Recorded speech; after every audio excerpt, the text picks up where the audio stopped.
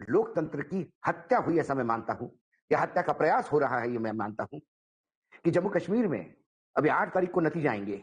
नतीजे आने के बाद विधानसभा कॉन्स्टिट्यूट होगी, सरकार बनेगी, कैबिनेट बनेगी, और वो कैबिनेट फिर विधानसभा में 5 सदस्य अपॉइंट करने के लिए राज्यपाल को अनुशंसा करेगी।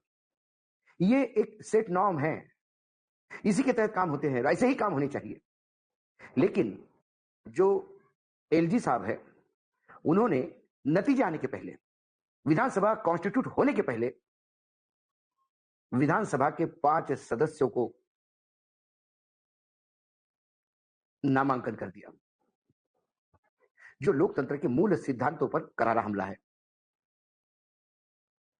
जम्मू कश्मीर के केंद्र शासित प्रदेश बनने के बाद पहली बार 3 चरणों में यहां मतदान का है।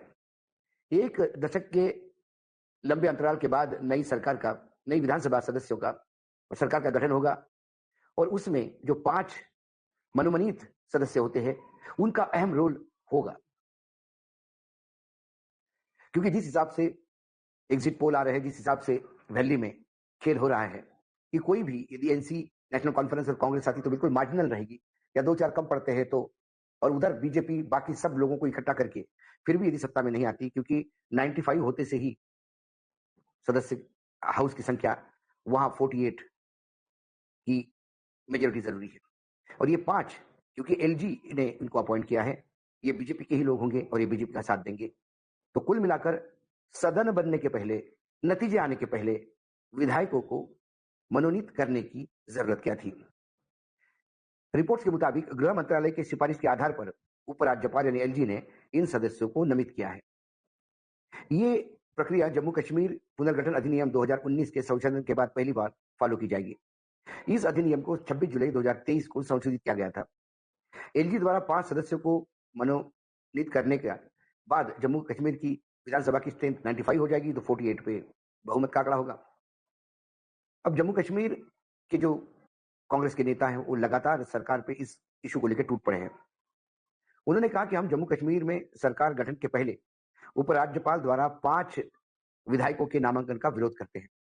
ऐसा कोई कदम लोकतंत्र, लोगों के जनादेश और संविधान के मूल सिद्धांतों पर हमला है, क्योंकि जिस विधानसभा में इन्होंने लोगों को अपॉइंट किया है वो विधानसभा है ही नहीं।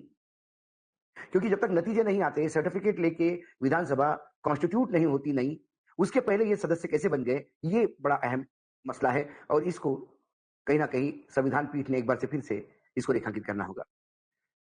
जो जेपीसीसी के कार्यकारी अध्यक्ष है रमन भल्ला, वो भी इसमें मौजूद थे, और उन्होंने आरोप लगाया, सब नेताओं ने, विपक्ष के जितने भी थे, बीजेपी को पता है कि उनके पास सरकार बनाने के लिए जरूरी संख्या नहीं होगी, इसलिए 5 विधायकों को मनोनीत करने का वह जनादेश में हेरफेर करने का प्रयास कर रही है। संवैधानिक ढांचे के तहत उपराज्यपाल को मंत्रिपरिषद की सलाह पर काम मेजोरिटी या माइनॉरिटी स्टेटस बदलने के लिए विधायकों के नामांकन का प्रावधान का दुरुपयोग हानिकारक होगा। उन्होंने कहा कि जम्मू और कश्मीर पुनर्गठन अधिनियम के अनुसार एलजी के 5 विधायकों को नामित करने की शक्ति है, जिसमें कश्मीरी पंडित, केपी और पाकिस्तान के कब्जे वाले जम्मू कश्मीर जो पीओजेके के शरणार्थियों का प्रतिनिधित्व शामिल है। उन्होंने जोर देकर कहा कि कांग्रेस एनसी गठबंधन को आरामदायक मेजोरिटी मिलने का, बहुमत मिलने का अनुमान तो है, लेकिन 5 विधायकों का नामांकन अलोकतांत्रिक और जनमत के साथ विश्वासघात है। रविंद्र शर्मा ने इस बात पर भी जोर दिया कि नामांकन प्रक्रिया नई सरकार की कार्यकाल संभालने और मनोनीत पदों के लिए उम्मीदवारों की सिफारिश करने के बाद ही शुरू हो जानी चाहिए, जो एक परंपरा है। उन्होंने पीओजे के शरणार्थी, केपी और अन्य अल्पसंख्यकों के लिए विधानसभा में पर्याप्त प्रतिनिधित्व का दावा किया था, लेकिन उसे पूरा करने में विफल रही। इसके लिए भाजपा की आलोचना भी हो रही है। सिक्किम विधानसभा में बौद्ध समुदाय के लिए सीट आरक्षित है। पीओजे के शरणार्थियों के लिए बीजेपी ने 8 सीटें रिजर्व करवाने की बात कही थी, लेकिन सिर्फ 1 सीट दे रही है। विपक्ष ने, जो बड़े नेता थे, पूर्व उप मुख्यमंत्री ताराचंद परखौड़ की स्थिति, उनके आवास पर जो हमला हुआ है अभी, उसकी भी निंदा की। लेकिन ये जो भाजपा कर रही है, ये समझ के परे है।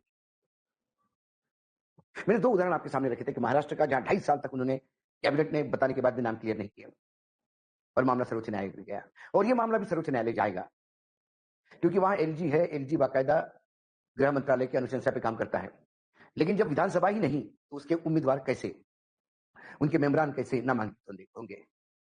कम से कम नतीजे आने देने चाहिए थे। नतीजे आने के बाद भी विधानसभा कॉन्स्टिट्यूट होती, दूसरे दिन भी होते तो कम से कम कुछ परंपरा का निर्वाह होता। लेकिन उन्हें डर था कि यदि विधानसभा में कांग्रेस और एनसी की सरकार बनती है तो ऐसे में वो एलजी के पास नाम भेजेंगे और फिर एलजी की मजबूरी होगी कि उन 5 को देना पड़ेगा। 5 लोगों को एडजस्ट करने के लिए जो जनता से चुनाव जीत के नहीं आ सकते, मतलब वही भाजपा यदि लोगों के बीच में से अपने नुमाइंदे जितवा के नहीं ला सकती, तो क्या ये पीछे के रास्ते से आने से लोकतंत्र पे हमला नहीं है? कुल मिलाकर 2014 से लेकर 2024 तक हम लगातार संविधान की समय समय पे धज्जियां उड़ती हुई दिखाई देते हैं। जो गलियां संविधान में ढूंढी जाती है वो गलियां ऐसी ढूंढी जाएगी, ऐसे हमारे संविधान के रचयिता ने कभी सोचा नहीं था। उन्होंने कभी नहीं सोचा था कि इस देश में राजनीतिक स्तर इतना नीचे हो जाएगा कि सत्ता का मक्खन खाने के लिए लोग संविधान की गलियां ढूंढेंगे और उसको अपने हिसाब से इंटरप्रेट करके उसे कानूनी जामा पहनाने का प्रयास करेंगे जो गैर कानूनी कामों कर रहे हैं। कुल मिलाकर जम्मू कश्मीर के नतीजे आने के बाद तय होगा कि ये 5 लोग सरकार बनाने में कितना अहम रोल करते हैं। ये मामला सर्वोच्च न्यायालय तो जाएगा, संविधान पीठ के सामने फिर एक बवाल खड़ा होगा। लेकिन जो काम उन्होंने किया है वो फिर से एक बार भारत के तमाम नागरिकों के सामने भाजपा के मंसूबे को नग्न करते हैं। ये बार-बार संविधान की अवहेलना करते हैं, अपने सत्ता का दुरुपयोग कर लगातार लोकतंत्र में भी छेद करने का प्रयास करते हैं। यही मनुवादी सोच है। इसीलिए हम कहते हैं कि इसी को मनुस्मृति का प्रयोजन कहते हैं। जो बार-बार आरोप लगता है कि यदि ये 370 पार होते तो मनुस्मृति ही होती, उसका एक और उदाहरण आपके पास है। आज एलजी के इन 5 लोगों के नॉमिनेट करने से सीधा लोकतंत्र पे, परंपराओं पे, अपने संविधान पे सीधा हिट हुआ है। आज डायरेक्ट हिट में इतना ही। कल फिर आता हूँ